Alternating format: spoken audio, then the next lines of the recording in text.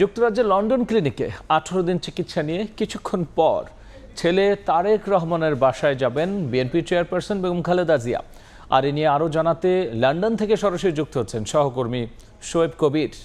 আমরা সরাসরি যাচ্ছি তার কাছে। তারেক রহমানের বাসায় আমরা যেটি জেনেছি যে দীর্ঘ 18 দিন এখানে বেগম জিয়া চিকিৎসাধীন রয়েছেন এবং এই চিকিৎসাকালীন সময়ে তার যে বিভিন্ন রোগ, kidney, liver disease, heart, diabetes, arthritis সহ যেসব রোগ ছিল সেসব রোগের বিভিন্ন পরীক্ষা নিরীক্ষা করা হয়েছিল এবং সেগুলো পরীক্ষা নিরীক্ষার ভিত্তিতে কিন্তু আমরা দেখেছি গেল 4 দিন আগে 3 দেশের চিকিৎসক, আমেরিকা যুক্তরাজ্য এবং বাংলাদেশের চিকিৎসকদের সমন্বয়ে একটি মেডিকেল বোর্ড গঠিত করা হয়েছিল এবং সেই মেডিকেল বোর্ডে আজকে সিদ্ধান্ত করা হয়েছিল যে লিভার প্রতিস্থাপন বিষয়টি। আমরা যেটি জানি যে ডাক্তার জাহিদ হোসেন তিনি কিন্তু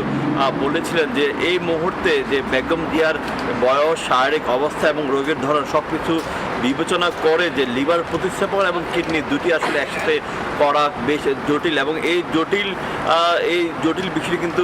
প্রশ্নের সম্মুখীন হয়ে দাঁড়িয়েছেন যে এই অবস্থায় কি লিভার প্রতিস্থাপন করা সম্ভব হবে কিনা। আর তাই যে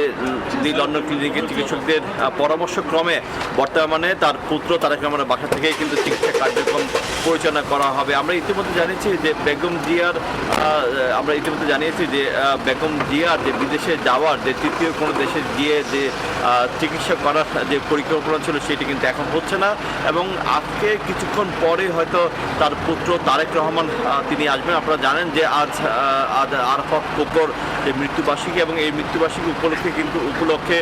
লন্ডন সহ বিভিন্ন জায়গায় দোয়া মাহফিলের আয়োজন করা হয়েছে এবং সেই লন্ডনের ব্রিকলেন জামে মসজিদে এমন একটি দোয়া মাহফিলে অংশগ্রহণ করবেন তারেক রহমান এবং এরপরে দোয়া মাহফিল শেষ করেই তিনি হয়তো সরাসরি হাসপাতালে আসবে এবং এই হাসপাতাল থেকেই তার মা বেগম খালেদা জিয়াকে নিয়ে তিনি বাসায় নিয়ে যাবেন এবং বাসায় এই যে চলমান চিকিৎসা কার্যক্রম সেটি কতদিন চলবে সেটি এখনও নিশ্চিত করা বলা যাচ্ছে না। তবে ডাক্তার জাহিদ হোসেন আমাদেরকে গতকালকে যেভাবে ব্রিফিং বলেছেন যে বর্তমানে বেগম খালেদা জিয়ার শারীরিক অবস্থা কিছুটা উন্নতি হচ্ছে এবং এই উন্নতি যদি ক্রমবর্ধমান থাকে তবে খুব শীঘ্রই হয়তো বেগম জিয়াকে দেশে ফিরিয়ে নিয়ে যাওয়া সম্ভব বলে মনে করা হচ্ছে।